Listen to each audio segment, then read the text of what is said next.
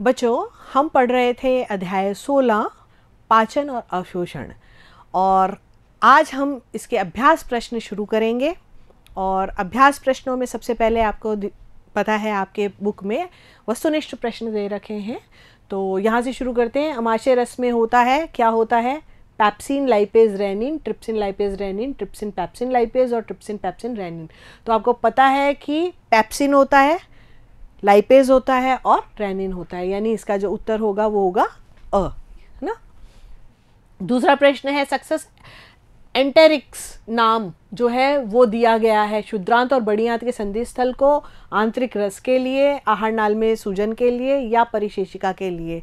तो ये दिया गया है। आपको ध्यान होगा कि आंतरिक रस, जब हम आंत के बारे में पढ़ रहे थे तो आंत से जो रस निकलता है उसके लिए लिखा गया है। स्तंभ 1 का स्तंभ 2 से मिलान कीजिए। ये स्तंभ 1 में दे रखे हैं आपके बिलिरुबिन और बिलिवर्डिन। तो आपको पता है ये दोनों कहाँ आपके काम में आते हैं? बिलिरुबिन, बिलिवर्डिन, ये पित्त है ना। फिर मंड और स्टार्च का जल अपघटन किसके द्वारा होता है? अमाइलेज के द्वारा होता है। वसा का पाचन जो है वो लाइपेज के द्वारा होता है, और लार ग्रंथि जो है वो पैरोटिड है। तो इसका आंसर जो है इस तरह से होगा आपका बिलिरुबिन पित्त, मंड का जल अपघटन एमाइलेज एंजाइम के द्वारा, वसा का पाचन लाइपेज एंजाइम के द्वारा, और लार ग्रंथि आपकी होती है पैरोटिड। अब संक्षेप में उत्तर दीजिए, है ना, यानी आपको इसके उत्तर जो हैं वो 5 से 6 लाइन में या 3 से 2 लाइन में, इस तरह से बहुत ज़्यादा लंबे नहीं देने हैं। आपके जो अंक होते हैं उनके अनुसार देने हैं। 1 अंक का है तो 1-2 लाइन में दे दीजिए, और 2-3 अंक का है तो आपको 5 से 6 लाइन में इसके आंसर्स देने होंगे। तो पहला प्रश्न है आपका, अंकुर छोटी आंत में होते हैं लेकिन अमाशय में नहीं होते हैं। तो अंकुर में आपको याद दिलाऊं कि विलाई जिसको कहते हैं, ये देखिए ये विलाई, ये आपकी छोटी आंत है, छोटी आंत का एक पार्ट है। इसमें ये देखिए ये फोल्ड्स ऑफ क्रैकरिंग्स हैं, तो इसका एक पार्ट जब हमने लिया तो ये क्या है? विलाई है ना, जो अंगुली के आकार की रचना होती है ना। और इसी में क्या लगे होते हैं? सूक्ष्म अंकुर लगे, माइक्रोविलाई लगे हुए होते हैं, जो कि अवशोषण का एरिया बढ़ाते हैं। तो जो अमाशय है उसमें क्या होता है? भोजन का पाचन होता है, अवशोषण नहीं होता, इसलिए उसमें क्या होते हैं? ये रसांकुर या विलाई नहीं होते हैं। ठीक है, तो ये बात आपको समझ आ गई।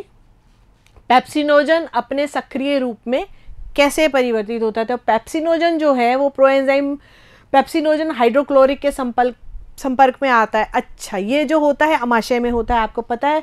तो सक्रिय HCl कहाँ होता है? हमारे अमाशय में होता है ना। आपको बताया गया था कि जो HCl है हमारे अमाशय में कैसा है? एसिडिक जो है माध्यम होता है। तो वहाँ पर क्या होता है? पेप्सिनोजन जो है वो किस में बदल जाता है? पैप्सिन में बदल जाता है। किसके संपर्क में आने पर?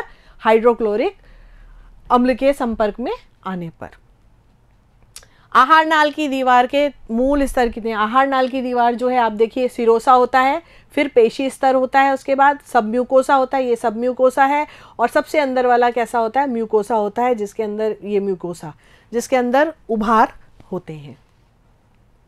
वसा के पाचन में पित्त कैसे मदद? तो पित्त जो है वो पायसीकरण करता है, उसे छोटे छोटे क्या करता है? वसा को छोटे छोटे कणों में बदल देता है, जिसे क्या बोलते हैं? मिसेल बोलते हैं ना। बहुत छोटे छोटे मिसेल कणों में तोड़ता है। और पित्त जो है लाइपेज को सक्रिय करके, लाइपेज एंजाइम यहाँ पर जो है क्या करता है?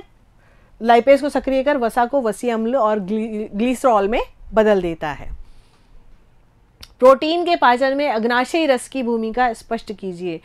अब प्रोटीन, अग्नाशय रस, आपको पता है कि अमाशय में तो अम्लीय माध्यम था, लेकिन जैसे ही वो आंत में पहुंचता है खाना जो है, वहां पर कैसा माध्यम हो जाता है? क्षारीय माध्यम। किसके कारण हो जाता है? आपके अग्नाशयी रस के कारण हो जाता है। और आंत में पहुंचने पर काइम जो है उसमें उपस्थित प्रोटीन, प्रोटियोज और पेप्टॉन्स, अग्नाशय के रस के प्रोटीन अपघटनीय एंजाइम जो है किस तरह से करते हैं? प्रोटीन, पेप्टॉन और प्रोटियोज किसके साथ? ट्रिप्सिन और काइमोट्रिप्सिन के साथ मिलकर के किसमें? डाइपेप्टाइड्स में बदल जाते हैं।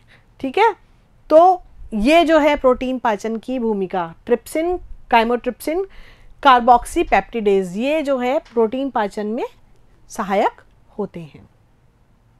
आमाशय में प्रोटीन के पाचन की क्रिया का वर्णन कीजिए। अब आमाशय में जो प्रोटीन्स हैं वो किसकी उपस्थिति में, मैंने आपको बताया था कि HCl माध्यम होता है, तो पेप्सिनोजन जो होता है वो निष्क्रिय होता है और HCl के साथ मिलकर के सक्रिय पेप्सिन में बदल जाता है। अब ये जो पेप्सिन है ये क्या करता है, आपके प्रोटीन को किस में बदल देता है, प्रोटियोज में और पेप्टॉन्स में, पेप्टाइड्स में बदल देता है।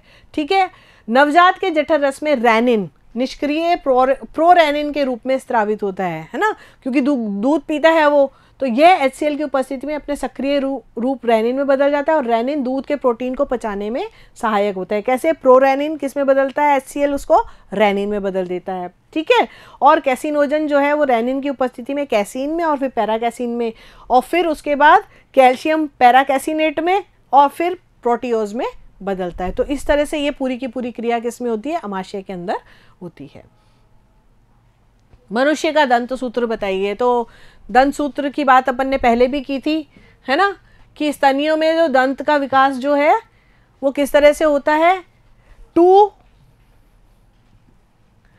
1, 2, 3, है ना, इस तरह से होता है। यानी आपके ये तो है आपके ये कृंतक, ठीक है, आई इंसीजर्स, ये हो गए आपके कैनायंस, ये हो गए आपके प्रीमोलर्स और ये हो गए आपके मोलर्स। तो स्थायी दांत 32 होते हैं। ठीक है,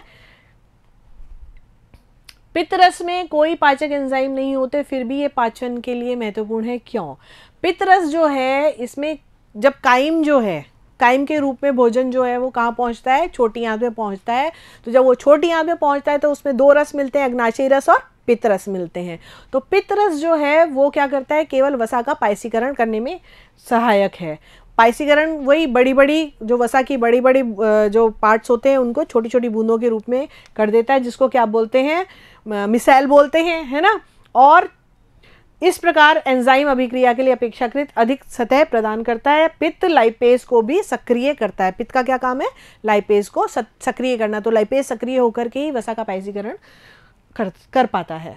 तो इस तरह से हमारा ये जो है पाठ खत्म हुआ और अब अगले प्रश्नों के लिए हम मिलेंगे अगले वीडियो में। तब तक के लिए नमस्कार, थैंक यू।